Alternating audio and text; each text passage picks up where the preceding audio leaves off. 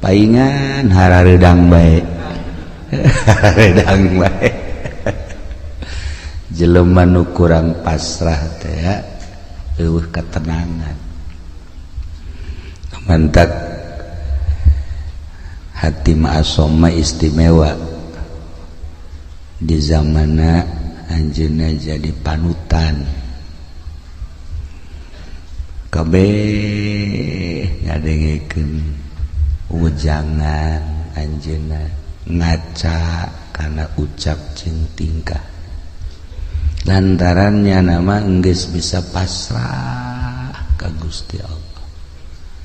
Bahasa pasrah teh bahasa urang, bahasa kita mah tawakal. Kita bisa bae urang ngomong tawakal tapi praktekna hese. Tawakal teh praktekna ya Allah ya Rabb. Sakigi urang ngaji bae sakubata di komun teu ngaji. Sedegeun tingkat talala aya 3 hiji tawakal jang urang naik saetik solihin wali taslim naik deui ka luhur tafwid eta urang bisa ngomongna doang jadi hese jasa praktek ditanya Ki Hatim Asom ieu bisa tenang kieu hirup bangunna eueuh masalah boga rahasia naon ceknyana boga rahasia sadar 4 perkara hiji boga kasadaran bahwa rizki nukula wajin ting kumaha ge moal ku batur lamun nukula mah nukula bae kajeun di kota di kampung di gunung tetep bae nukula mah nukula bae geus lamun eta rezeki geus diatur ku Gusti Allah nukula moal ku batur atuh kula tenang ceugana eta urang ngomong mengenahan kan ya heuh bangunna ngeunaheun basa tapi eta praktekna isuk-isuk keneh waduh asana ku batur ya asana ieu aduh lamun teu giat asana ieu tah eta tah urang nah eta nu mantap ge tapi haran kok kotok asane tah mantap kula tenang jak jada moal wajen kuku mah ge nukula tetep nukula bae nu lain tetep bae nu lain tah eta tah urang geus nyaho kos kitu teh geus nyaho tah jang ketenangan urang tawakkaltu 'alallah wala haula wala quwata illa billahil aliyil azim pasrah diri ka Allah urang mah teu daya teu upaya geus diatur ku Gusti Allah urang tinggal sadarna jeung praktek data nu hese tah bisa eta beta hiji tah merdeka urang hirup merdeka tah urang hirup tenang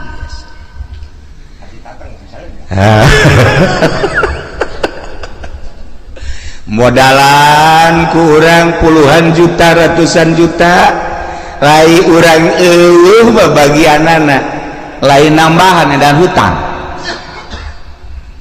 jadi modalan ku urang aya di bagian urang mah araraya bae contoh geus ambalaya tah tinggal kasadaranana nu encan aya di urang neangan ilmu sadar ieu lah nu hese jang nyadarkeun diri urang supaya urang bener-bener tawakkaltu 'alallah ya Allah tayatalah Hatim Asom hebat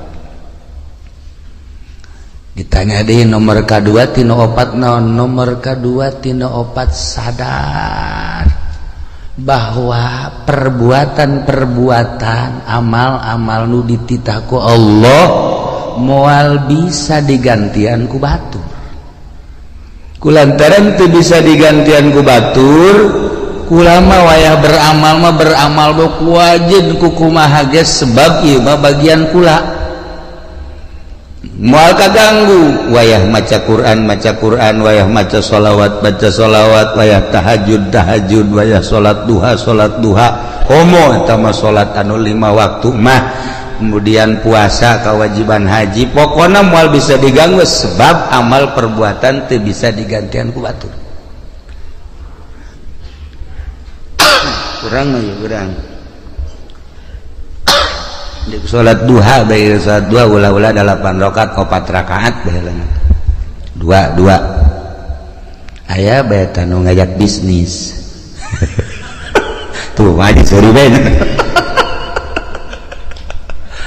eleh taku bisnis tah ji ieu urang berangkat ye non lantaran aduh ieu mah gede ieu keuntunganana ieu coba dek salat duha teh jadi teu bisa digantian teh padahal mah salat duha tah tungtung nama bisnis ngajejas salat duha teu tah eta urang teu bisa teh istiqomah badak cek hati masuk iya tuh kula mah wayah beramal sebab ieu teu bisa digantian kudu sejer cek ayo bae ya Allah ya Rabbi da mentak ayalah nyana ngabogaan hizib hatim iyalah kaistiqomahan kula cek nyana sebab yakin amal teu bisa digantian ku batur salila hirup kula moal lila hirup di alam dunia rugi lamun kula haju ninggalkeun beramal. Masya Allah ieu jang kelas biasa ieu mah sebenarnya ieu mah jang kelas urang Pasir Gadung jang kelas Pasir Gadung ieu mah kelas biasa-biasa ya Allah ya Rabbi taraweh bage urang mah eueuh tidalan taraweh 10 menit selesai di mana eta Pasir Gadung 10 menit selesai malah mah aya memeh Isa taraweh na memeh Isa itu na batur taraweh urang mah ngarokok goblok teh coba tah ieu beramal teh urang mah lalawora aja dipigawe ku dipegawena cantang tu jadi amal ya Allah ya Rabbi tah ieu nu kadua katilu naon nu katilu sadar bahwa maut eta bakal datang jeung datang nate yang ngadadak henteu pernah aya surat heula kepada yang terhormat Lurah Miskar seminggu yang akan datang engkau akan dicabut dan ngeunaan bos kitu mah tah atuh henteu Lurah Miskar na keur di showroom pae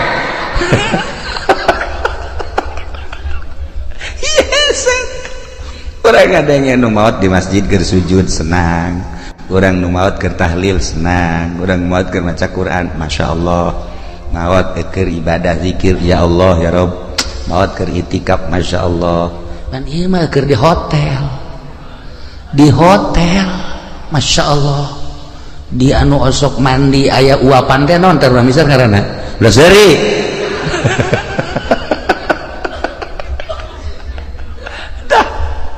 lantaran lieu maot ngadadak teu pernah dibejaan deui urang nah cek ati masong nu mata kula mah selalu inget ka maot sakumaha nu dicaritakeun ku Kangjeng Rasulullah Muhammad sallallahu alaihi wasallam yakni aksiru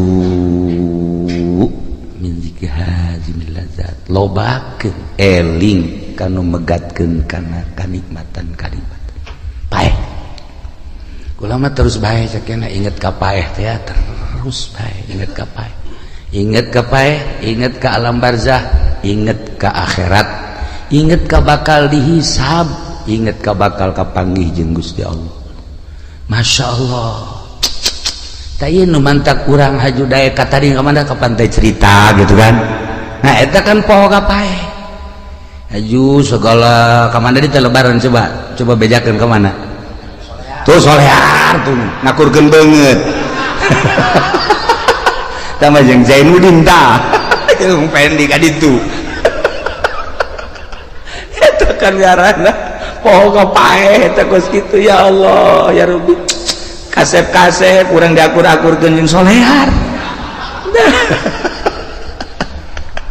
Masya Allah lamun tadi ayat anu dibaca ayat khauf eta teh diawalina ge ku ya ayyuhan nasu taqu rabbakum hei manusia sing sarieun maneh ka Allah dititah urang sieun ka Allah dititah sieun ka Allah lamun urang geus boga sieun bae ka Allah aman belajar sieun teh ka Allah teh kudu belajar sebab lamun teu belajar moal bisa belajar tentu belajar teh kudu aya guru abeh bisa saenggeus bisa abeh jadi adat atas sieun teh ulah kamari sieun wayang teh bulan kamari mah aya teh sieun barang lebaran mah eueuh di bulan Ramadan mah aya ngerenyet sieun ka Allah barang lebaran Masya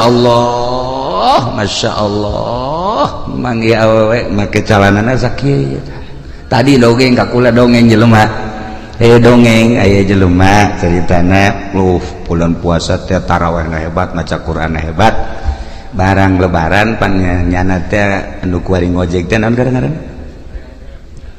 ngojek teh naon ngaranna Grab manggi sewana Cina marake sakieu cek ada iya aing urut kamari bulan puasa tapi manggil sewa kosilah cek teh jadi tukang ieu nya jadi tumpakeun punyana dua dirempet dua dirempet aju nyedak cek nyada teh cek jangan ke depan atuh cek jangan nempel tuh enggak enak cek aju nempel gojek tolol cek nyada teh ngidahin jasa jadi ping-pingna putih. Nah, kadi teh beres dianterkeun ku nyana ka perumahan. Barang di perumahan aya di telepon sabang sakene kos kitu deh. Jadi itu bolak-balik teh boga sewana ka beneran kos kitu meureun mah gogodan ti Gusti. Atuh meureun gogodan teman ti Gusti. Ya Allah ya Rabbi kapetingkeun mah make sempak doang. Make sempak doang cek kira ieu sararial jasa cek kira sewa aing kudu kos kieu. Eta nyana aju ngalamun bae di imah aing eureun bae kitu ngojek cekeun ieu sewana nu kos karari beta seputar lebaran teh bu kamari mah aing cenah tarawih maca Quran aya ngerenjed tasieun ka Allah barang boga sewa kos kitu dibere nomor SMS kalau bapak butuh nih nomor saya sial cekeun ieu nang tangan kieu cekeun tah ieu lah ngerenyed sieun teh lamun encan dipelajari ku urang bakal leeh bae sieun teh lamun ku urang teu dibisakeun bakal eleh bae sieun teh lamun ku urang teu diadatkeun atuh eleh bae cacak-cacak urang ye urang nu sok ngaraji bae sieun ku urang ka Allah buktina ngeridit ya terus bae bang aja terus bae ya urang dulu awewe atau kira-kira gelis baca telok kicep terus baik berarti kan sieun tak malah hook dah ittaqu rabbakum sing sarieun maraneh kabeh ka pangeran inna zalzalata saati syai'un azim geus dibejakeun sagede kumahana cik ahli bilagah mah ku pohara-poharana dina kirohkeun syai'un azim sainyak-nyana gunjlang genjlongna dahsyatna kiamat eta teh syai'un azim dijelaskeun kabelah dituna tazhalu kullu murdiatin amma arda'at yauma tarawnaha anjeun bakal neuleuh jeula di poe kiamat eta jelema anu nyusuan pohok anak di mana indung pohok anak moal aya tetapi ieu mah dilucuteun bae ku dahsyat-dahsyatna coba eta masyaallah tazhalu kullu murdiatin amma arda'at wa tadau kullu zati hamlin hamlaha nu reuneuh ngadadak ka juru nu reuneuh ngadadak brek ka juru geus acak-acakan geus acak-acakan masyaallah bahkan leuleuh jelema teh sukaro wa mahum bisukaro marabok sing goleh padahal mah teu mabok teh naon teu mabok tenan eta kadahsyatan poe kiamat. Sabenerna mah kiamat eta di hareupeun urang. Kiamat eta di hareupeun urang. Di hareupeun urang teh kiamat kubro engke kiamat sugro hae. Nu tadi dicaritakeun teh. Maut, emang maut kumaha gitu? Dedeuleun nu ieu teh pan dirobah. Lah. Kajeun teuing molotot ge di kieu-kieu tah ku urang di kieu-kieu wal bisa. Dirobah ku Allah dedeuleunana teh. Misalna urang misar maot teh. Misal molotot nyana. Tah neuleun nu kamari ngabonceng si Mbak teh araya tadi dinya kadeuleu oh ieu cak urang misar teh ngajurus ka neraka jahanam kadeuleu. Tah nu kamari teh ngabohong teh kadeuleu. Nu kamari teh nipu teh kadeuleu. Nu kamari naon deui urang misar coba sebutan buat kadareuleu tah amal-amal urang anu bakal ngadorong urang ka neraka, amal urang nu bakal ngadorong ka sorga eta teh dibuktikeun eta teh lain teh dahsyat syai'un azim. Inna zalzalatas saati syai'un azim. Masyaallah ya Rabb. Ditungtungna nu mentak awalna ge tadi teh walakinnallaha dan ya ayyuhan nasu taqu rabbakum horenganan walakinna azaballahi syadid siksa Allah wahar. Sakira-kira urang dideuleukeun ka siksa Allah setik bae cara neuleuna Kangjeng Nabi moal bisa seri-seri acan sa Kangjeng Nabi niscaya maneh careurik bae. Tapi urang mah pan ieu tenang-tenang bae nya. Urang mah kalem-kalem bae, biasa bae. Deres nu ngora keneh mah ieu nu geus karorot ge biasa bae. Nu geus karorot malah main HP. Boga HP na ge 3 pan. Boga HP na ge 3. Tenang, da suka kamar teh lain nasbeh ngeuleuan WA-an.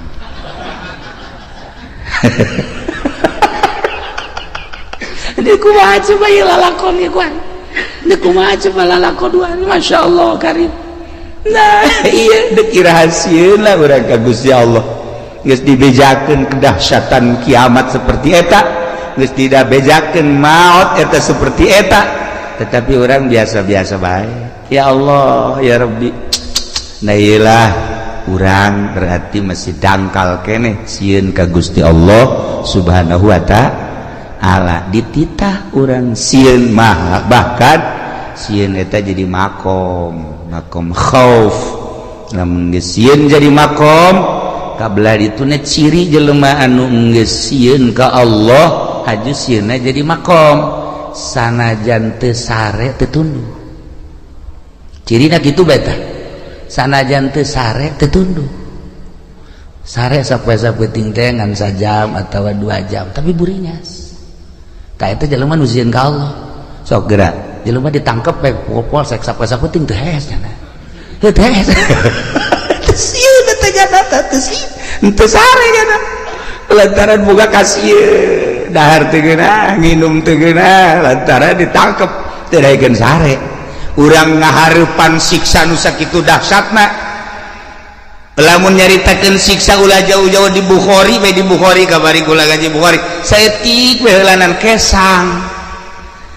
Ieu mah bab kesang bae tadina kitab Bukhari. Aya jelema engke di akhirat kesangna ngan datang ka sakengkeongan amalna nu gorengna datang ka dinya leres. Aya nu datang ka dengkul masih kuku cuprakan keneh.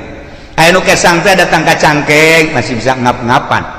Aya nu kesang teh datang ka beuheung masih keneh bisa kikieuan. Aya nu kesang teh datang ka irung. Aya kesang liput da kumaha coba ieu.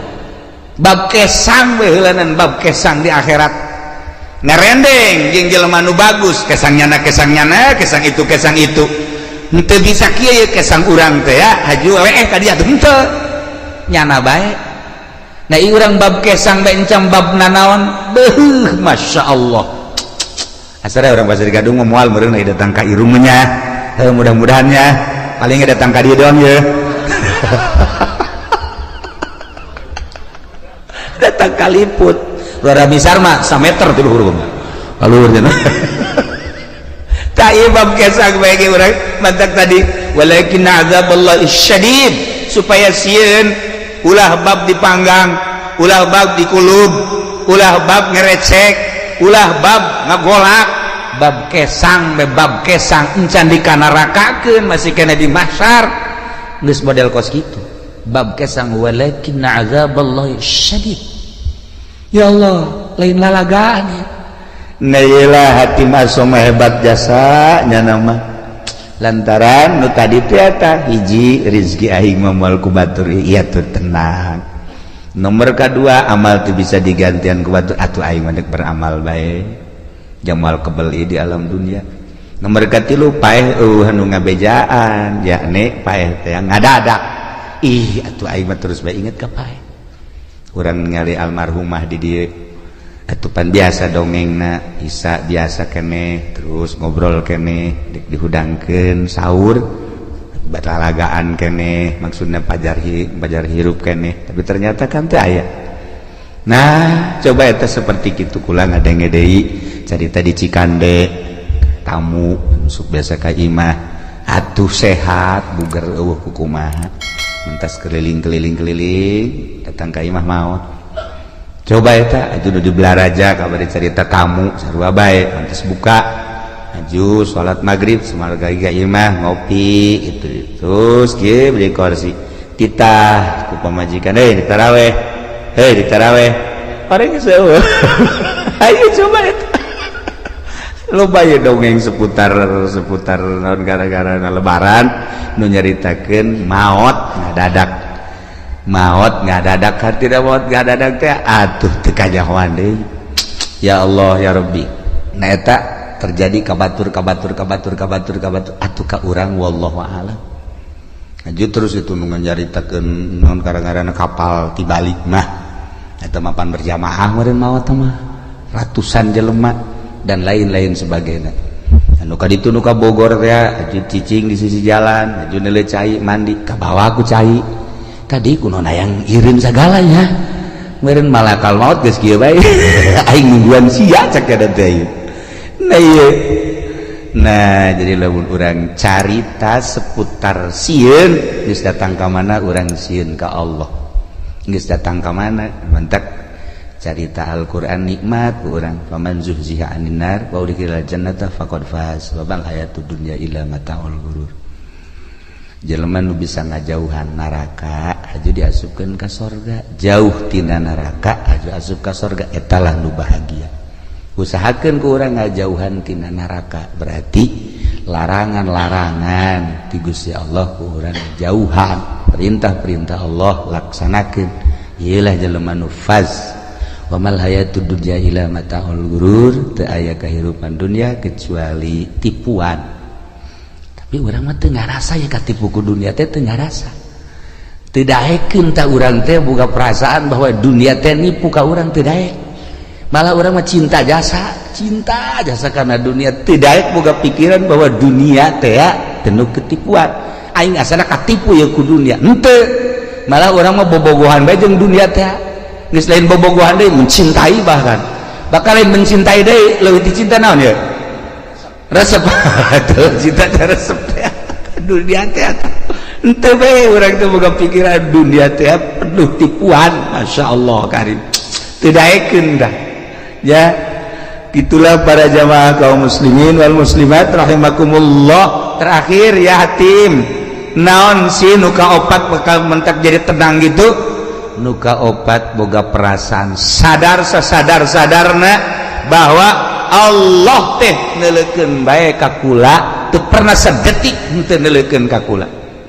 Etalah cek hatim asom anu kula terus-terusan ibadah ka Gusti Allah, berbakti ka Gusti Allah, datang ka boga perasaan diri kula sorangan eueuh kusebab terus bae dideuleukeun ku Gusti Allah. Teu pernah teu asa teu kadeuleuh Gusti Allah teh, jeung teu pernah asa teu dideuleukeun ku Gusti Allah. Nah lamun urang bisa nopat perkara geus bakal bahagia. Urang bisa nopat perkara tadi urang bakal sorga. Hiji sadar bahwa rezeki nu urang moal ku batur tenangkeun diri urang. Kitu cenah kiai ulah usaha saha nu nita ulah usaha mah usaha ke sia aju ngawarung eureun tani eureun karena dia becak pemajikan kapan teu ka warung lah tuh deui urang ieu ayo menteu bae asana mal kebal pamajikan balik atuh usaha bantak ieu mah kelas urang tawakal mah kelas urang usaha ngan pasrahkeun ka Gusti Allah ya usaha naga dititah ku Allah urang boga tanaga nu Allah segala rupa diatur ku Allah usahana make aturan Allah jeung lain usahana nu diulah ta'alluqna cumantel kana dunyana nu ulah mah adapun usahana mah jang kebutuhan urang jang kebutuhan pamajikan jeung keluarga atuh dititah ngan aya aturanana make syariat ngaranna ieulah tawakal ieulah nu kitu ngaranna tawakal. Ketika Kangjeng Nabi nyaritakeun tawakal sahabat ngadengikeun bae kieu jahe ka harti ta ku sahabat hiji mangsa sahabat dagang make onta saenggeus dagang kana onta ka pasar tutup panteun deui ka onta balik ke Madinah ke masjid aju ontana tenden di harapan masjid nyana ngadoa ka Allah ya Rabbi abdi nu Allah onta abdi nu Allah barang nu Allah ku ari dek ditawakalkeun dipasrahkeun ka Gusti abdi erek perjamaah jeung Kangjeng Rasul geus onta ada di luar talian biasa cukup berarti syariat nyana ka masjid salat wiridan beres keluar onta anu maling nyana ngadoa deui ka Gusti ya Allah ya Rabbi atuh teh dipalingi lain abdi nu Gusti atuh onta nu Gusti barang na nu Gusti anu maling na nu Gusti saboro Gusti eta hebat teh jelema teh eta hebat teh kos kitu karena papasrah saboro Gusti geus pokona we jangan ngalamun bae kieu ye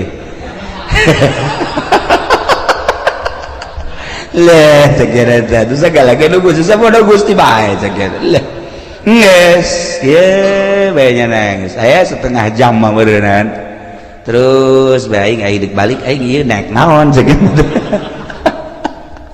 duit dibawa barang dibawa kabeh di onta lah tawakkaltu Allah geus beres menang sajam teh aya nu nganteurkeun ka dieu menang sajam aya nu nganteurkeun onta berikut barang-barang kaget nyana kakaragenya neuk balik tanya ku nyana ayo onta tas di mana kula pamalingan cek nyana teh ayo kula dibawa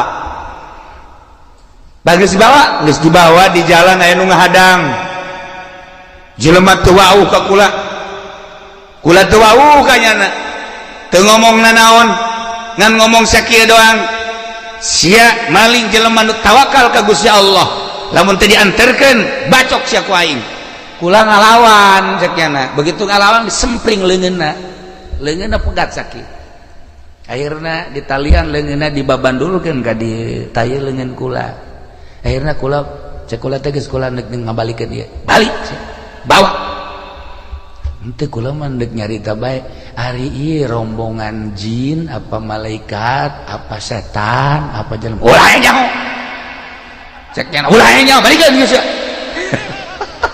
aduh aing teu meunang nyaho cek nyana ayeuna dibawa deui leungeun bari geus buntung sakieu nah jadi jelema nu tawakal teh bakal ditangtayunan ku Gusti Allah Subhanahu wa taala ajeun ku kumaha ge sok geura tawakal ka Allah nah ingat urang mah bisa ngan ngomong doang tawakal ari deuk munggah haji be kakarak ngalengkah suku hareup atuhud bismillahirrahmanirrahim tawakkaltu 'alallah wala haula sungut doang hate mah henteu pasrahkeun ka Gusti Allah hiji cek hatim asom rizki nu urang moal ku batur inget ka dongeng abah bae ku kula sok didongeng-dongengkeun aya jelema keur ngadahar jagong teh begitu ngadahar jagong kakaraga datang ka dieu nah aya kotok jalak sia cek jalan teh watu eta diudang kotok jalak teh atuh cepat geus teu beunang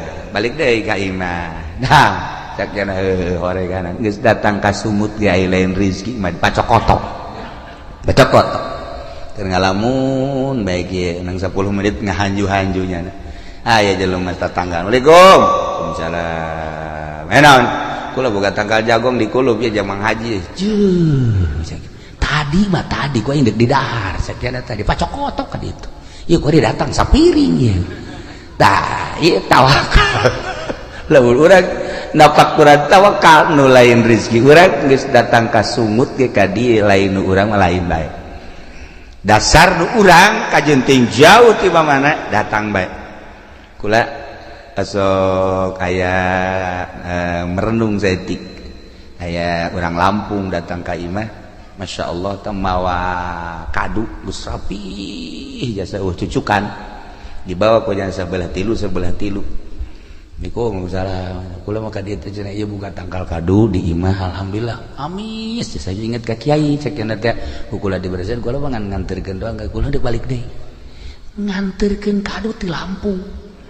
Ti Lampung nganterkeun ngan genep-genepna deui. Coba eta, ya Allah ya Rabbi, Masya Allah. Yes.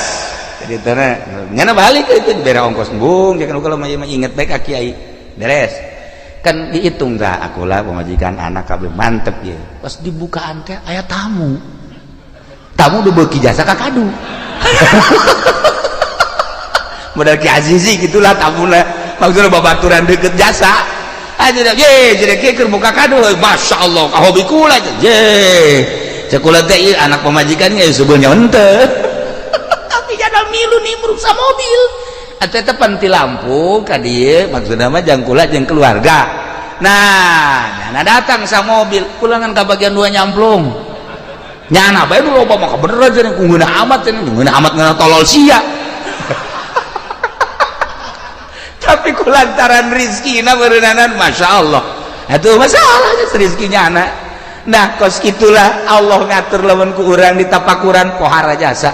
Di Lampung datang jang kula jol dibelah teh aya tamu anu akrab jasa tamuna barengan ngadahar siring nyamplung Allah ngatur seperti eta ulah boga pikiran kieu mun ulah waka dibuka mah coba meureun ulah boga pikiran gos kitu lantaran memang geus rezekinya anak.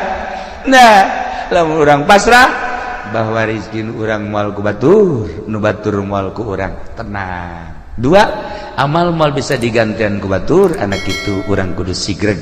3 maot eueuh nu ngabejaan ngada-ada kabeh ge maot mah dek datang. Nomor ka 3 Allah deuleukeun bae ka urang sadetik teu pernah teu deuleukeun. Bahasana ge laisa baini wa bainaka bainun. Antara anjeun jeung kaula cek Allah eueuh antara lantaran bi takumu. Ku ayana kaula ku kaula maneh jumeneng. Wa bi ku ayana kaula anjeun teh hirup dihirupkeun ku kaula diatur ku kaula laisa baini wa bainaka bainun antara kula jeung anjeun jeung Allah eueuh masa eueuh antara ngan anjeunna nu boloon cek Gusti Allah kunaon atuh teu boga perasaan deukeut padahal wa nahnu aqrabu ilaihi min hablil warid. Terjemahanana ana aqrabu min nafsika wa ana aqrabu min nutkika wa ana aqrabu min hablil warid. Kaula leuwih deukeut tibatan diri anjeun, kaula leuwih deukeut tibatan omongan anjeun, kaula leuwih deukeut tibatan hablil warid. Kunaon atuh maneh ngarasa jauh? Kanyahoan jauhna kok make jeung ngarumpak kana sagala rupa. Larangan-larangan kaula nu haram nu syubhat din sajabana. Berarti anjeun teu asa diperhatikeun ku kaula. Kalayan inayah ti Gusti Allah alhamdulillah.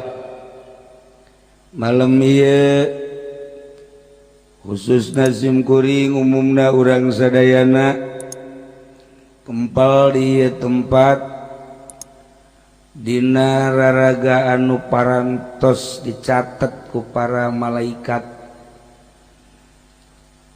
raraga takziman wa takriman ngamulyakeun ngagungkeun kana dilahirkeunna junjunan alam Kangjeng Nabi urang Kangjeng Nabi Muhammad sallallahu alaihi wasallam nu malah mandar urang kenging syafaat.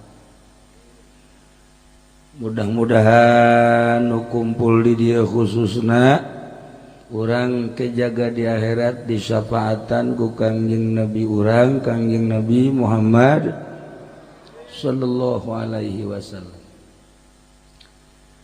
Simkuring ngahaja datang ka dieu malam ieu motifna dua. Nomor kahiji ngalayad ka RT Jiman kulantaran RT Jiman teh deket jeung Simkuring terutama pamajikanna sia masuri deui deket teh lain naon sok pajar bogoh deui lain jadi jadi tukang urut jadi deket alhamdulillah hubungan bilateral ngurut nah alhamdulillahirabbil alamin malam ieu Simkuring ngahaja taziah ke RT Jiman kurang bacakeun Fatihah ka anjeunna ila hadrati ruhi RT Jiman Al-Fatihah. Bismillahirrahmanirrahim. Alhamdulillahirabbil alamin arrahmanir rahim maliki yaumiddin. Iyyaka na'budu wa iyyaka nasta'in ihdinas siratal mustaqim. Shiratal ladzina an'amta 'alaihim ghairil maghdubi 'alaihim waladdallin.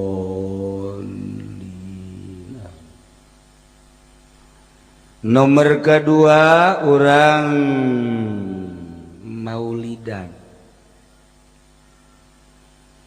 patali jeung iman urang ka Allah iman urang ka Kangjeng Rasulullah Muhammad sallallahu alaihi wasallam ku iman ka Kangjeng Nabi sanajan penting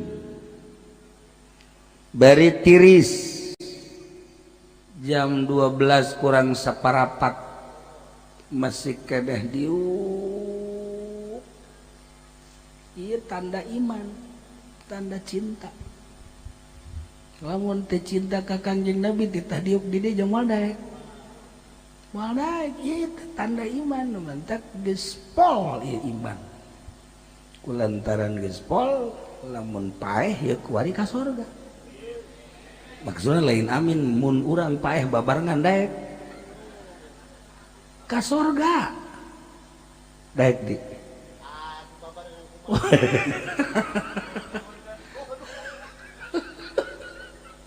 kuari mah kieu dibere umur 5 tahun deui tapi can karuhan ka surgana jeung kuari mun paeh ka surga daekan kuari teh daekan ke Ibat, saya nggak jawabnya. Dek daun tuh panjang-panjang umur. Maksudnya hayang naon? Tuh kan. Kangjeng Nabi diciptakan ku Gusti Allah. Ternyata orang jadi sabab kana ayana dunia. Bow. Cek Gusti Allah laulaka lama khalaqatul aflak lamun teu aya anjeun Muhammad lamun teu aya anjeun Muhammad kula moal nyieun jagat raya mun eueuh Kangjeng Nabi moal aya Haji Rusdi mun eueuh Kangjeng Nabi moal aya Haji Adang mun eueuh Haji Rusdi moal aya Bijam Sinah Bijam Sinah tah ieu kusabab ayah Kangjeng Nabi ayalah langit ayalah bumi ayalah urang nu paling indah ayah sorga jeung ayah neraka justru Kangjeng Nabi diutus ke alam dunia teh inna arsalnaka syahidan wa mubasysyiran wa nadhira wa da'iyan ilallah wa sirajan munira wa da'iyan ilallah biidni wasirajam munir. Bu mantep. Teu wauh jeung Kangjeng Nabi na jarakna ge jauh ke Madinah.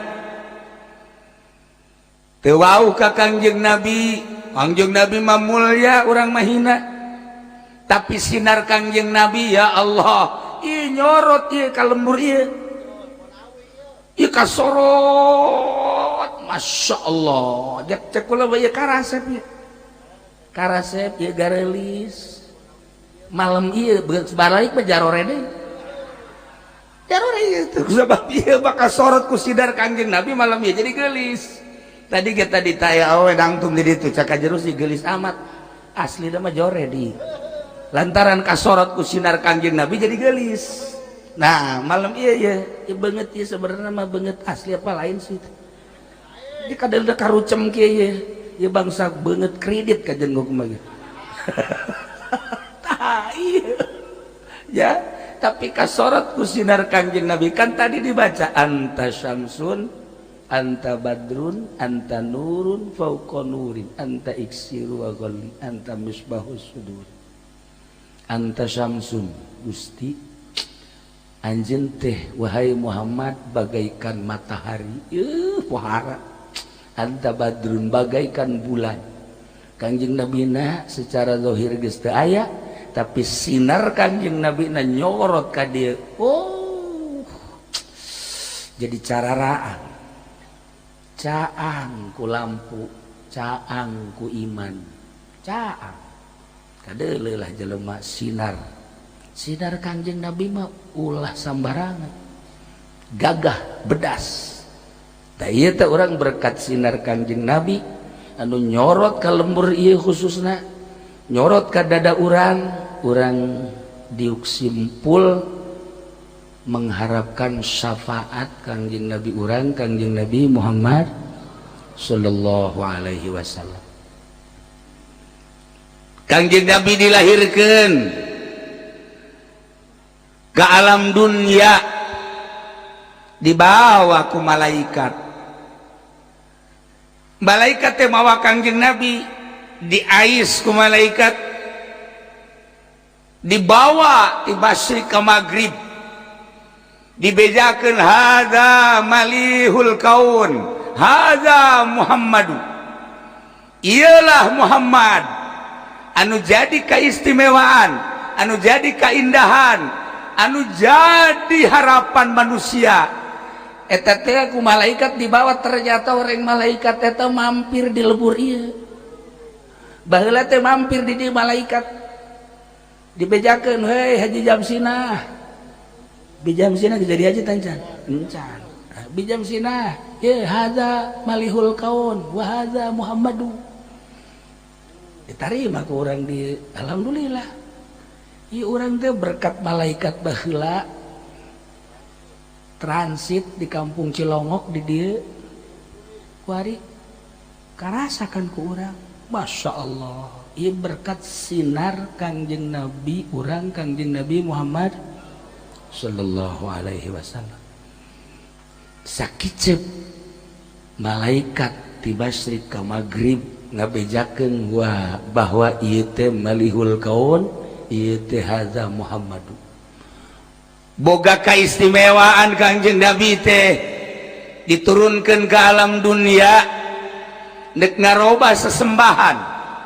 Nu tatadina sesembahan teh ka batu, tatadina sesembahan teh ka kayu, tatadina sesembahan teh ka makhluk, tatadina sesembahan teh kana material. Nah, dirubah ku Kangjeng Nabi. Sesembahan anu asli mah khaliqus samawati wal ard, pangeran nu nyiptakeun langit jeung bumi.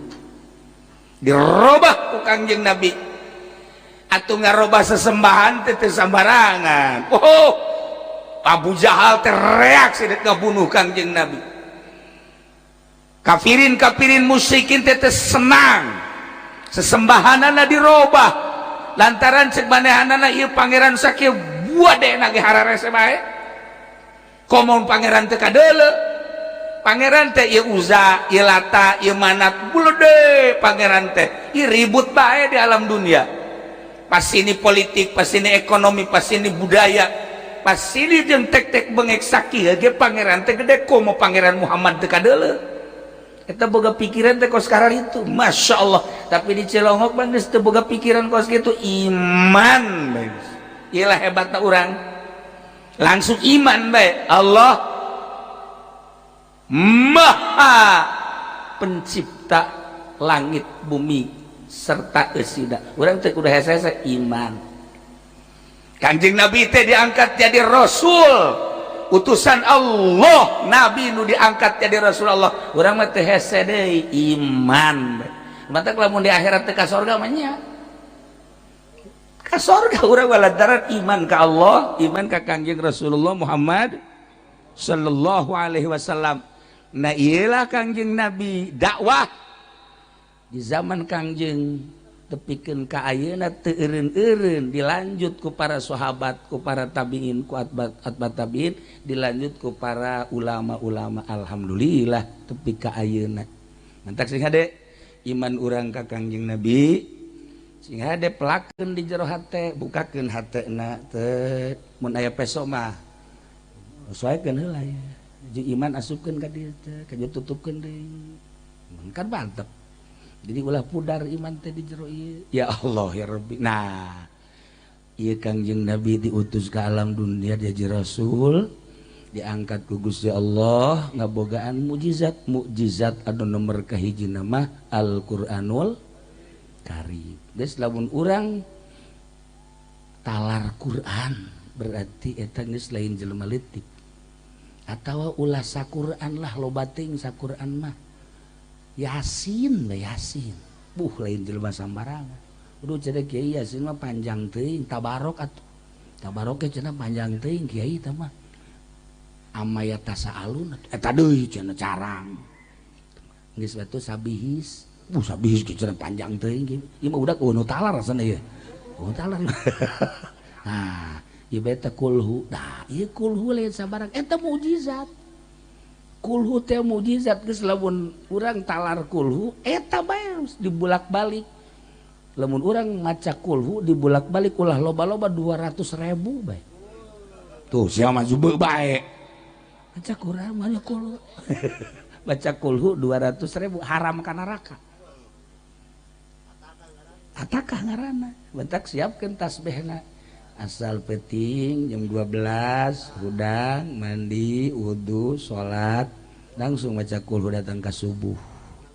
Ngomong doang ye, ngomong doang ye, menang tilu heuai bae 200.000 jelema nu maca kulhu menang 200.000 saumur hirup moal ka neraka.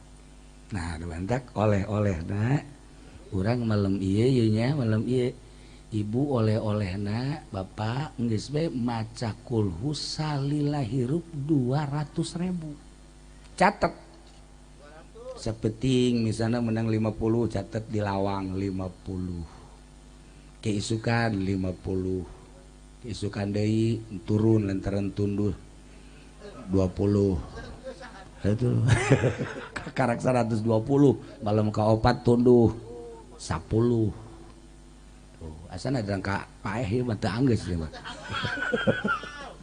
200.000 haram ka neraka. Ya Allah ya Rabbi. Jadi sanajan ka neraka moal panas. Itu mah gara reheng kabeh. Anu sejen mah gara reheng. Haji Rusdi mah basa we di jadinya mah di neraka ge nasbeh bae. Kieu belain amin heuh. Di neraka ge nasbeh. Tiis ditaranya gue di kunaon sih bisa jadi tiis ge berkat di dunia maca kulhu 200.000 jadi teu panas dek ngabuktikeun bahwa neraka teh seuneuna eleh ku kulhu 200.000. Masya Allah geus jeung urang Cilongok mah teu kudu salat maca kulhu bae 200.000 terus ulah sholat ulah naon kulhu bae itu salah goblok. Tetep sholat dan baca kulhu 200.000. Nah kuari diniatan di jero hatena handeuh baca kulhu 200.000 tulis tadi lawan Cilongok ge loba tulisan-tulisan kan hutang. Tulisan hutang. Iya buat tulisan baca kulhu. Ya Allah ya Rabbi mantep. Guys oleh-oleh muludan guari urang siapkeun tasbih siapkan rencana di jero hate salila hirup urang maca kulhu sabaraha lobana 200.000 lah saeutik 200.000 saeutik 200.000 mah tapi coba ge laksanakeun Bismillahirrahmanirrahim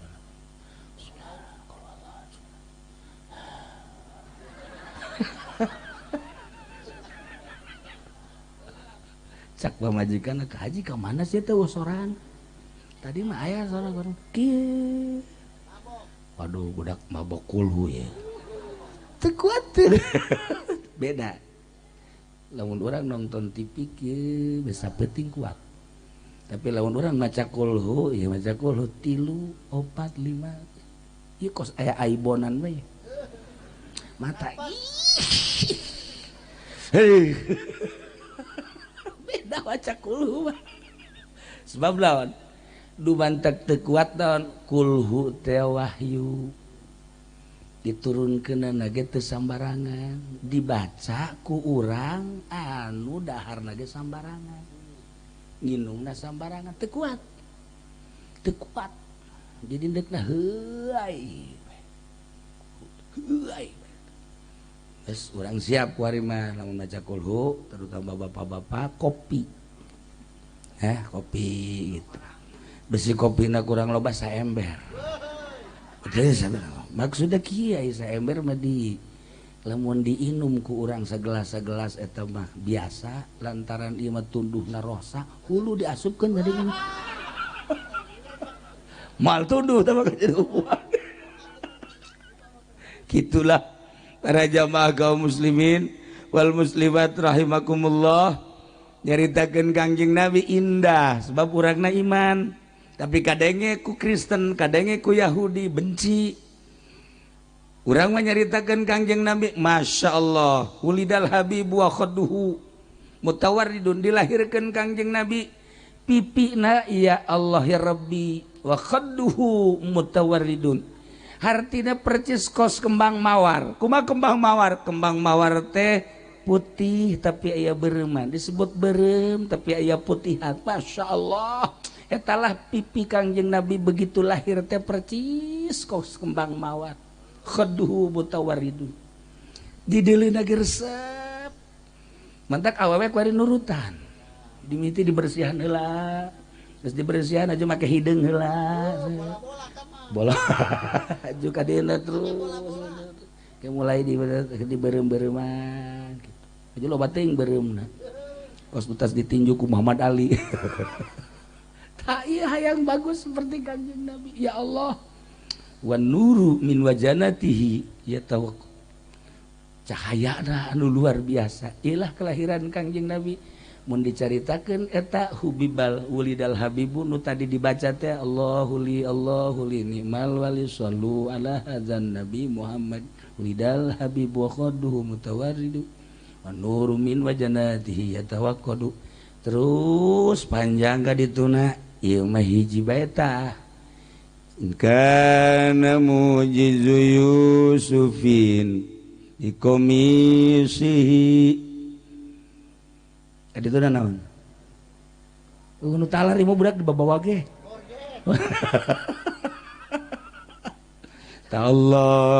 Allahizal mauludu minhu azyadu. Kangjeng Nabi dibere mujizat lain sakadar mujizat-mujizatan. Mun dicaritakeun mujizat Kangjeng Nabi urang bakal tercengang. Ieu mah Kangjeng Nabi Yusuf baheula dibere kahebatanana teh kasep. Kasep. Loba jelema awewe nu neuleuh Kangjeng Nabi Yusuf ku kasep-kasepna keur lapar jadi seubeuh. Gering neuleuh Kangjeng Nabi Yusuf cager. Di Cilongok jelema anu cager neuleuh Haji Rusdi gering.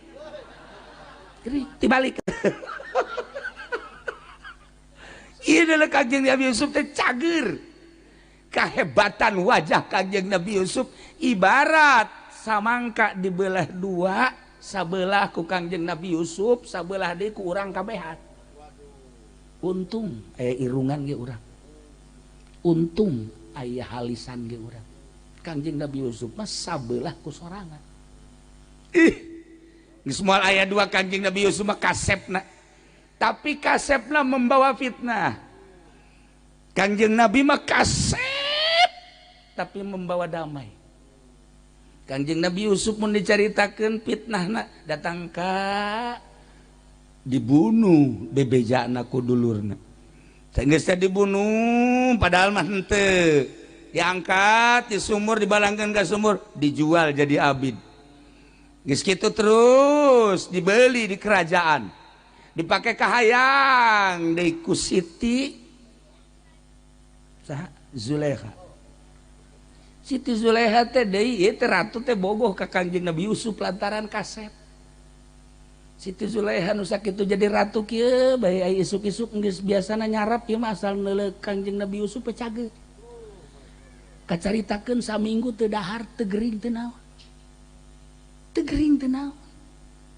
nu gering neuleuh Kangjeng Nabi Yusuf teh jadi calalager kasepna lain lalagaan seubeuh beuteung neuleuh nu kasep pokos urang neuleuh nu geulis keur gering panas neuleuh nu geulis cager covid neuleuh nu geulis cager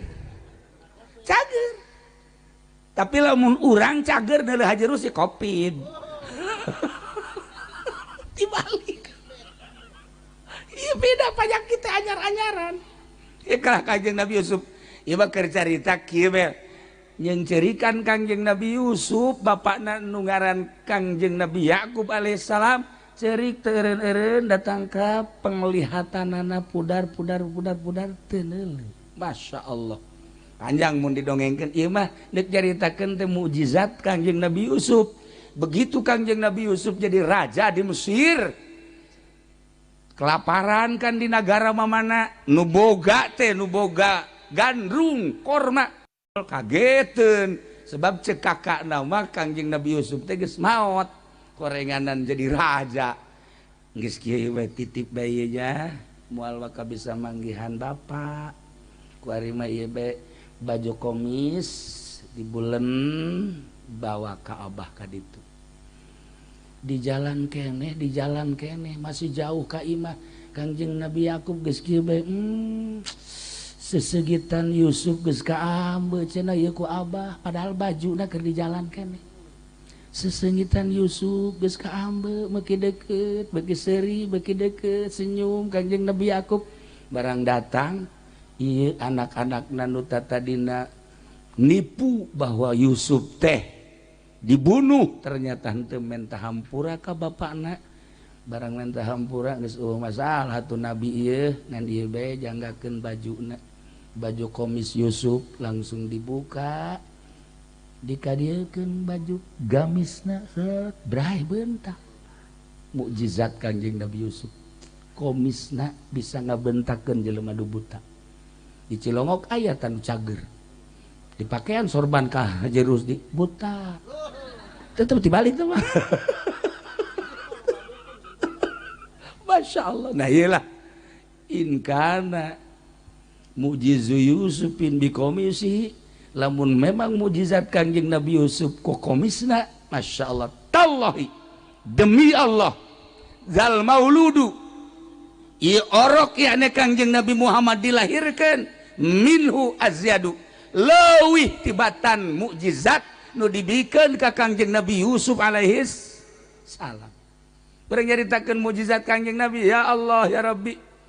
Pohara diantarana ye Raja Habib ngiriman hadiah tiaman dipuatkeun kana onta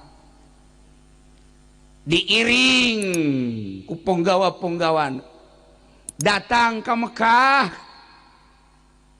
kapanggih jeung anak buah Abu Jahal cik anak buah Abu Jahal ieu rombongan ti mana Yaman rombongan ti Yaman ti mana ti kerajaan Raja Habib ieu mawa naon mawa hadiah jang saha ieu jang Muhammad Rasulullah hei di Mekah mah nu tenar we lain Muhammad ya bos kula saha Abu Jahal geus ieu bilukeun bae bilukeun ulah jang Muhammad jang Abu Jahal bae. Ih, kula mah dititahna ge ieu teh tuh ti ditu teh jang Muhammad teu bisa. Mekah mah nu ngageugeuh Mekah, kepala suku Mekah Abu Jahal, bilukeun jang Abu Jahal bae. Teu bisa cek bener ieu mah jang Muhammad bae, ribut. Sageuna ribut, Abu Jahal dipanggil. Abu Jahal ngomong, "Ieu di mana?" "Di Yaman." "Ti saha?" "Kiriman Raja Habib." "Jang saha?" "Jang Muhammad." "Ye. Ieu ngaranna Abu Jahal nu ngageugeuh Mekah." "Enggeus ieu mah jang kula teu bisa." Cek anu ngirim, cek nu dikiriman tetep ieu mah jang Muhammad bae. Ayeuna ribut, sanggeusna ribut utusan Kangjeng Nabi datang ka dinya. "Kuari mah kieu bae." Cek Kangjeng Nabi ulah hese-hese isuk urang kumpul kabeh engke urang tanya onta lamun eta onta ngomong na jang Abu Jahal los jang Abu Jahal tapi lamun eta onta ngomong jang Muhammad berarti jang kula. Siap dah Abu Jahal? Siap. Isuk urang kumpul hadiran ku seluruh Arab, seluruh orang Arab. Jadilah isuk teh kira-kira bangsa jam 8 ieu teh dek nanya onta. Boh eta Abu Jahal langsung begitu boga perjanjian kitu langsung datang ke pangeran. "Pangeran, lata wayahna tuh kuari mah ulah cicing bae ngomong." Ngomong, "Ye ulah ngisin-ngisin Abu Jahal. Coba tuh mere penerangan isuk onta. Mun ditanya ku kula supaya bisa ngomong." "Wah, pangeran lata, pindah deui nyana uza. Kula nyembah ka maneh teh ieu teh geus sabaraha tahu. Haju diminyakan bae teu eureun-eureun. Malah mah make purupuyan. Sagala rupa. Heeh. Ieu geus hayang kue bolu-bolu nu mana ge kan dibikeun. Wayahna isuk mun kula nanya onta, wayahna coba onta supaya ngomong. Pindah deui nyana manat. Ieu pangeran nu tilu nu mana bae atuh coba. Ulah cara ricing bae atuh cekiana. Ih, ku aing disembah sia cicing bae. Aya nu ngintip goblok da Abu Jahal." Kono nyerekanan pangeran. Jadi Abu Jahal teh minta perlindungan ke pangeran ada. Guys, isuk benar-benar kumpul. Di hadiran ku ribuan manusia. Pihak Kangjeng Nabi jeung pihak Abu Jahal. Langsung Abu Jahal dipanggil. "Coba Abu Jahal, onta supaya ngomong nu jelas. Ieu ti kiriman ti mana, kiriman ti mana jeung jang saha. Coba." Abu Jahal langsung ka hareup. Onta kunyana diusapa. Onta dedeh teuing nya. "Coba maneh ngomong. Sabenerna maneh ieu dikiriman ku Raja Habib teh jang saha? Jang Abu Jahal apa jang Muhammad?" Onta kieu. Cak Abu Jahal teh, "Coba ngomong ulah hohohan. Ngomong atuh ngomong." Cekeuna teh diusapan deui ku Abu Jahal. "Wayahna coba ngomong. Maneh teh ieu teh dipuatan hadiah sakieu lobana jang Muhammad apa jang Abu Jahal sih?" "Ieu Abu Jahal ieu teh tokoh Mekah, ieu teh kepala suku Mekah. Wayahna coba ngomong. Coba ngomong." Di hadiran ku kabehan ge nu ngaromong kieu bae ngomong moal di onta, ngomong moal di onta. Besi ngomong doang. Eta onta, ulah hohohan. Ngomong. Terus we diusapan deui di jam 8 datang ka jam 12. Tetep bae malah ka jam 12 mah hampir diseruduk. Abu Jahal hampir diseruduk. Wah, gas Abu Jahal gas. Bahaya ieu mah. Onta marah ya, onta marah. Guys, dari bagian Muhammad. Abu Jahal geus kasangan isin luar biasa. Bagian Muhammad Kangjeng Nabi ka hareup. Onta kulan. Jeh. Cakabehan teh geus bisa kulan. Ieu maneh ieu titah ka dieu ku saha? Ku Raja Habib di mana? Yaman. Maksudna ieu babawaan teh naon? Ieu hadiah. Hadiah jang saha? Jang anjeun wahai Muhammad Rasulullah. Ngomong onta. onta ngomong, Masya Allah Karim, warak jelema kabeh kaget lantaran Kangjeng Nabi bisa ngomong jeung onta, ngobrol jeung onta. Haji Rusdi mah awewe ge ditanya teh ngomong, eta kurang hadiah puji eta hadiah maka ini roa itu ada asar atuh jangan wata danya awewe bete dek ngomong ka onta. Pernah nyana ngomong ngajakan ngobrol ka ucing digegel. Lah iya para jamaah kaum muslimin wal muslimat rahimakumullah, eueuh jalan datangkan teh iman ka Kangjeng Nabi, sebab Kangjeng Nabi ti mimiti dilahirkeunana ge boga kaindahan anu luar biasa, di antarana wajahna berseri-seri, sinarna nembus kaluhur katingali ku balerea. Aya sinar naon sih ieu? Aya sinar naon sih, padahal mah Kangjeng Nabi dilahirkeun sinarna mencuat ka luhur. Aju mujizat tadi antarana tadi onta bisa diajak ngobrol. Iyalah in kana mujizu Yusufin bikomisi, lamun bae mujizat Kangjeng Nabi Yusuf dengan komisna bisa nyagerkeun mata nu ngaran bapakna. Tallahi demi Allah zal mauludi ieu orok yakni Kangjeng Nabi Muhammad minhu azyadu leuwih tibatan eta. Dibawa ku Kangjeng Nabi hadiah teh sagesa dibawa ditinggali ku Kangjeng Nabi, Masya Allah ternyata emas segede kieu lain hiji 40 segede kieu. Di samping emas perak deh dibawa ku Kangjeng Nabi ka Jabal Abi Kubais. Ku Kangjeng Nabi diburusutkeun da emas kitu kene sutra-sutrana.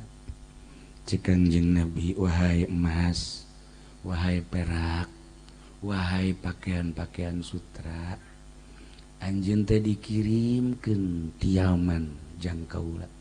Kula nampak bunga ku ayan hadiah, tapi kula teu ngabutuhkeun karena emas perak jeung pakaian kos kieu. Ku ayana sakitu ieu mah lain jang pakaian dunia, engke ieu mah di sorga. Maka wayahna wahai emas, wahai perak, wahai sutra, maneh saat ieu keneh berubahlah menjadi kesik-kesik jeung pasir-pasir. Harita keneh prak menjadi pasir. Lamun kanyawan ku Haji Rusdi ya atuh naonan pugu urang mah keusik hayang jadi emas. Ya Allah ya Rabbi, ieu kunaon emas jadi keusik teu hayangeun Kangjeng Nabi mah. Lantaran emas mah engke di sorga mah urang ye lawangna emas, cecekelna emas, kursi emas, segala rupa emas.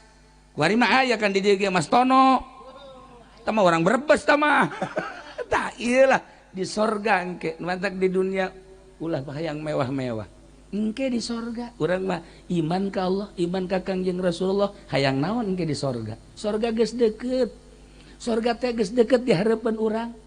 Kanyahoan sorga geus deukeut, tanyakeun ka RT Jiman.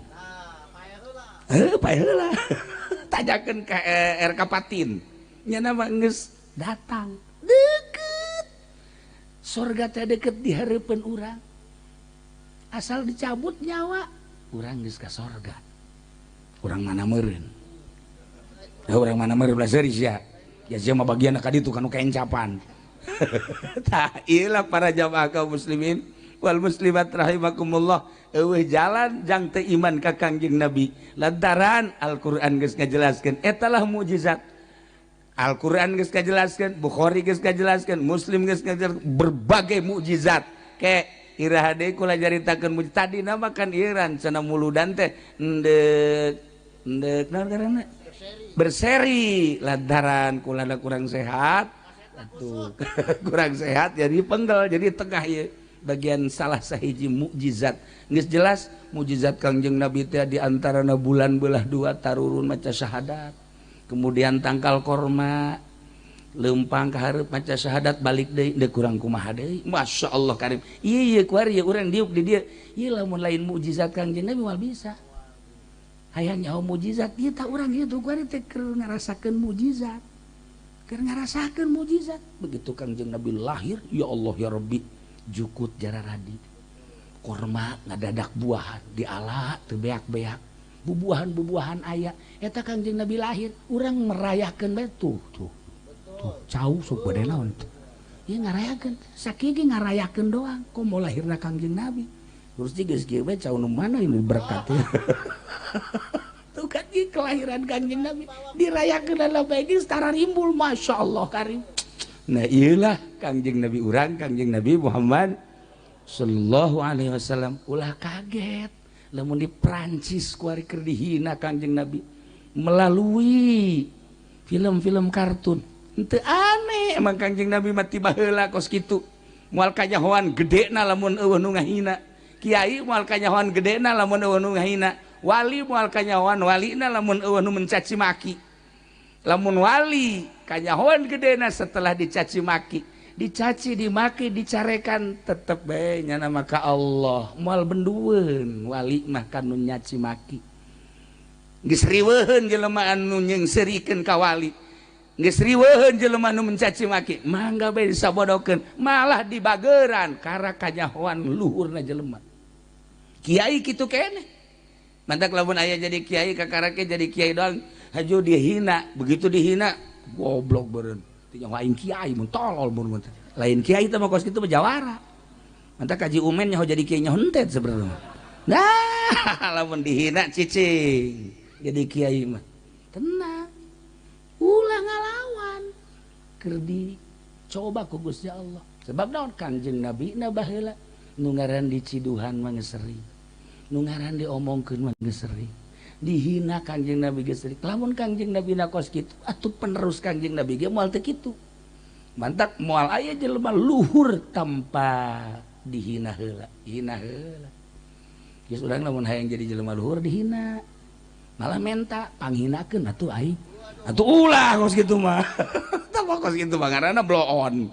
Nah iyalah para jamaah kaum muslimin wal muslimat rahimakumullah iyalah Kangjeng Nabi urang nu geus dicaci dimaki tegar bae biasa bae henteu bendu kanu nyaci kanu makina di antara akhlak Kangjeng Nabi seperti eta sebab Kangjeng Nabi teh diutus ke alam dunia ieu teh dek nyebarkeun akhlakul karimah urang sebagai umatna turutan Kangjeng Nabi ulah wakaku tatangga ulah wakaku batur urang saimah bae pasti pamajikan urang nyarekan ka urang kan tak urang lamun dicarekan ku pamajikan geus urang ingat ka Kangjeng Nabi bae geus carekan urang siap dagang henteu naon henteu kopi malulu lockdown malulu dahar hayang ngojeng henteu carekan kan urang Cilongok makan bahasana kos kitu tah lain Cilongok ieu Cilongok gandu Cilongok ieu mah lain kitu Cilongok lain Cilongok ieu mah sopan di dia mah di lembur ieu mah saropan bahasa lagi masya Allah orang dicarekan asa dinyanyian baik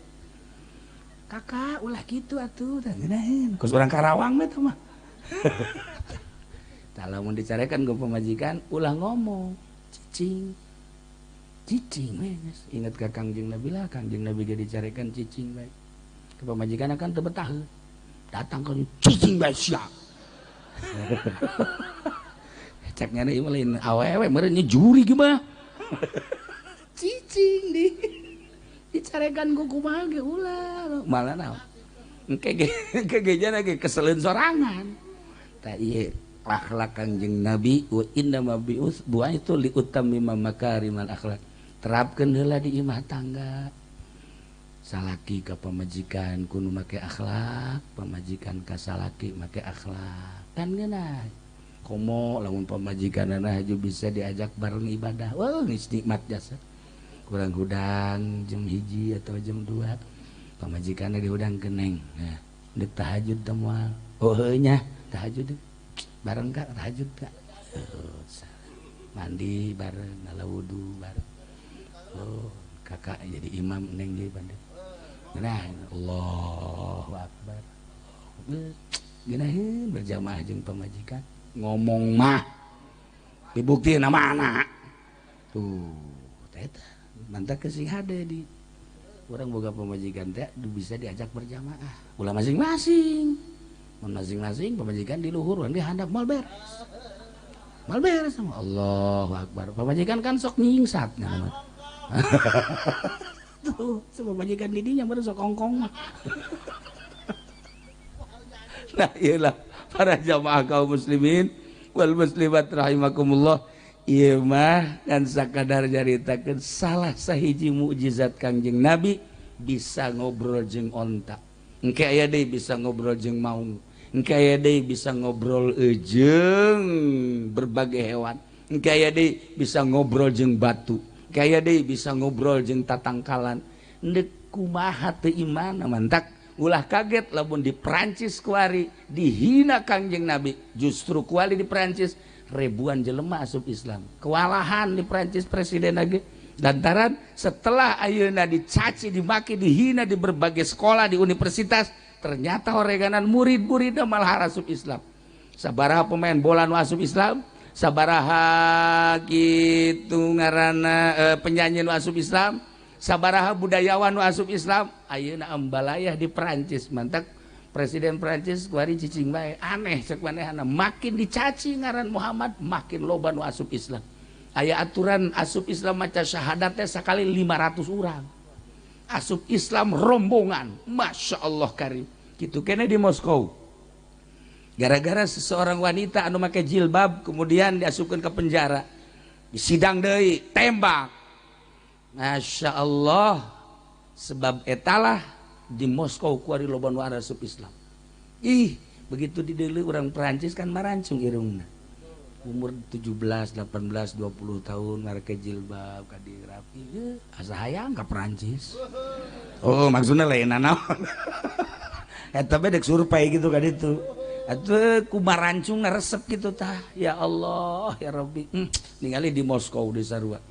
Di Soviet marancung arasup Islam. Masya Allah karim. Bahkan aya penyanyi di Amerika, Shirley. Eta teh kapan 3 tahun nyana teh silem kabar berita begitu muncul ayeuna ya Allah di publik nyana maca Quran didengekeun ku kabar rapih maca Quran encan kawin deh umurnya kakarak 23 tahun besi hayang ka ditu ke Amerika ngan geus dijamin moal daekeun. Orang cerita seputar dua asup Islam, Masya Allah ya. Nah iyalah naon eta hidayah datang sinar Kangjeng Nabi terus-terusan. Ulah disangka teh hihiberan ku ari Kangjeng Nabi teh cek bahasa sompral nama ieu teh kuari teh urang teh dihadiran ku Kangjeng Nabi di deuleu ku Kangjeng Nabi aya nu nyebut-nyebut ngaran aing cek Kangjeng Nabi ieu di Cilongok coba barang di deuleu. Oh ka deuleu tuh Haji Adang tuh Rajib tuh tos tadi tadi Rajib wah kadenge salemur Cilongok kabeh atuh Masya Allah 2 menit deh pegat asalnya eta geus bisa mal narik ku rode. Nah iyalah para jamaah kaum muslimin wal muslimat rahimakumullah, urang sambil hiburan ku cinta ka Allah, cinta ka Kangjeng Nabi Muhammad sallallahu alaihi wasallam. Nah ieu mah ala kadar hiji takziah ka RT Jiman, nomor kaduana urang ngagungkeun ka Kangjeng Nabi Muhammad sallallahu alaihi wasallam atawa dibalikeun nomor kahiji nama maulidan, nomor kadua nama takziah.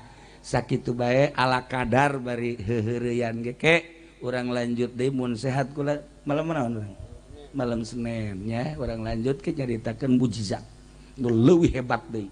Aya hiji awewe bakalna ieu mukjizatna eta awewe teh gering. Masya Allah datang ka leutik awakna. Nah engke geus diobat tadano ge teh cager kene bae ke bakal dilanjut di ditu ieu rame hujanna. Gitulah para jamaahnya dicukupkeun sakieu urang ngadoa geus cukupkeun sakieu aya keneh teh lain maksudna acarana doa. Allahumma shalli wa sallim ala sayyidina Muhammadin fil awwalin wal akhirin wa barik wa sallim wa radiyallahu ta'ala an sadatina ashabi sayyidina rasulillahi ajma'in.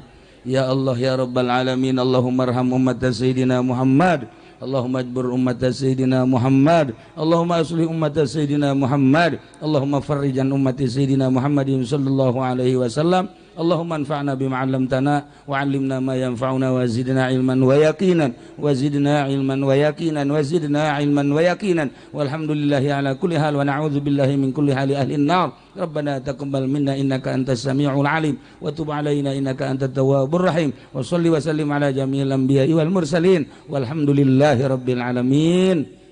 Ingat amanat maca kulhu 200.